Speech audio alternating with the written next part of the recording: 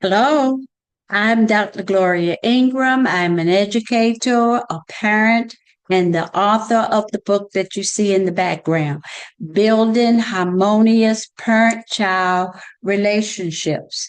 It is a step-by-step guide to unlock effective communication, promote positive behavior, and cultivate empathetic connections. Last week, I discussed the importance of communication and active listening.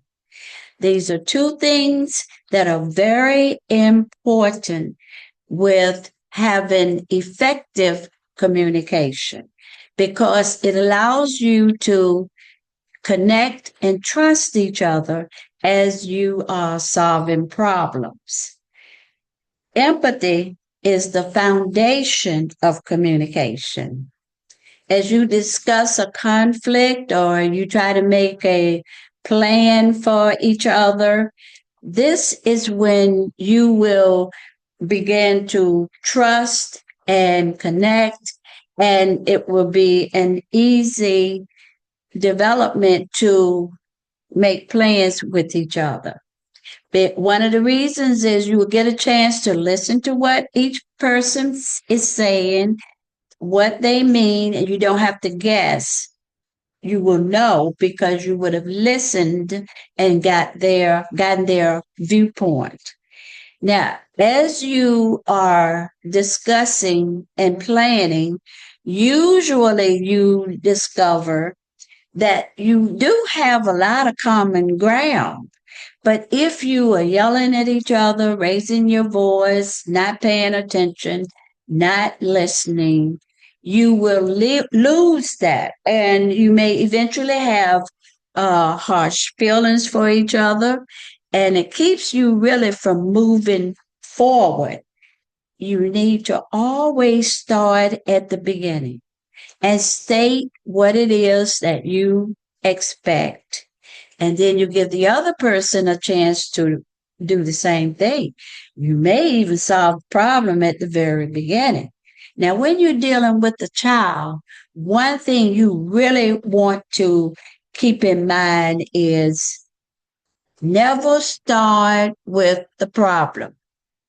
If the child has done something and there is a problem or nobody's really listening to what's going on, and the parent starts to say, didn't I tell you? I've told you over and over. You continue to do that sort of thing.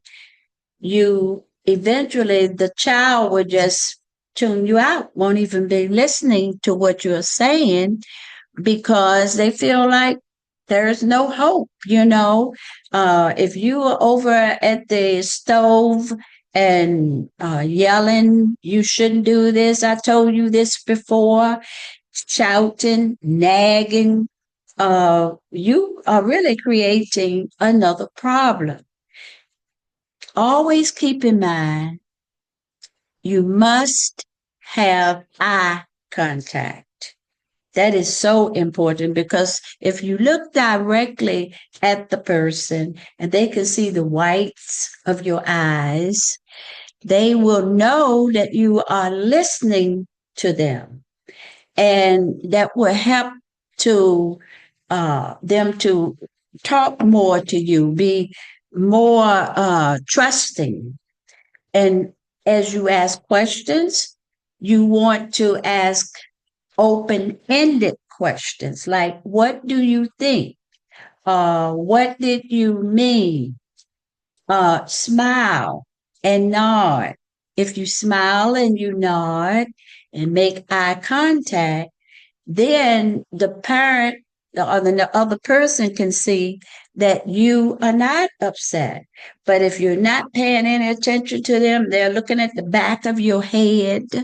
If you're cooking, you turn around, you come over to the table, wherever the child is, and start to talk to them.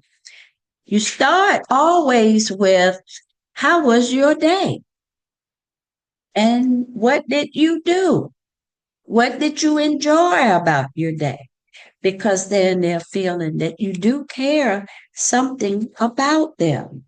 And then you go into trying to decide what happened, what really caused it, how can it be solved? That's so important to allow the child to say and understand exactly what they feel would be better.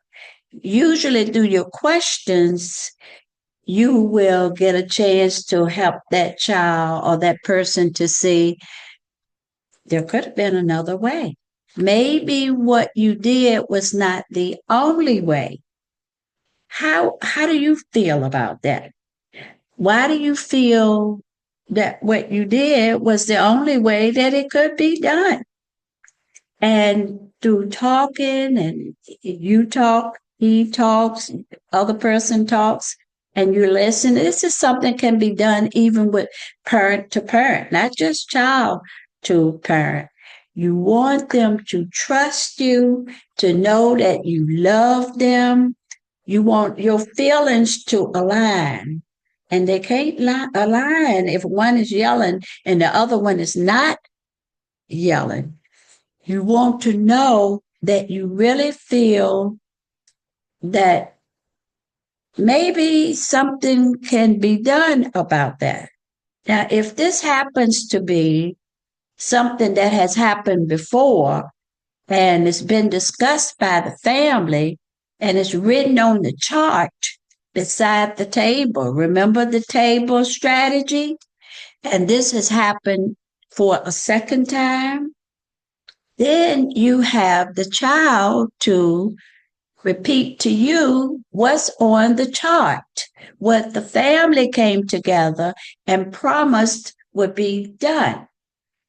When you make that decision, you also say what can happen if it's done the first time and then another time, the second time.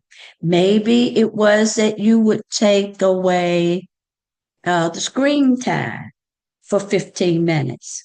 Or maybe you wouldn't be able to go outside for a few minutes. The second time, the first time, that's when you make the decision. That's when the family makes the decision. So the second time, you let the person that made the mistake or got in trouble read what the family said and then give you a chance to discuss why it was not done and what can be done if it happens again. And that's why in the first few videos, I said that it may not be easy. It may take many times, but I tell you one thing that it has to be done. It has to be consistent. You cannot say this will happen if you do this, and then you don't do what you said. If you in yourself feel, well, maybe there was a reason, let's say there's a lot of bullying going around, and the child did something that, shouldn't be done. You may say, well, maybe you said you'll have to take off 15 minutes. You may say to them, I'll only take 10 this time because, like you, I feel that maybe the other person should not have done this. Then you're again showing empathy. Now, I have told you in just about every one of these videos how important it is to me that I know I have helped with the parent-child relationships because of statistics and the way things have been unfolding. Now, in order to improve, it's going to take the families, the communities, the states, the countries, all of us have got to make some real changes because it's not just in one place. It's in so many places that we are seeing parents and children are not getting along in a very positive way. Empathy will help you and your family to understand there are some things that we can change. And as we make the changes, we can help other families to do the same thing. And all of us will begin to see ourselves as connecting, trusting, and coming back together. Thank you. See you next week.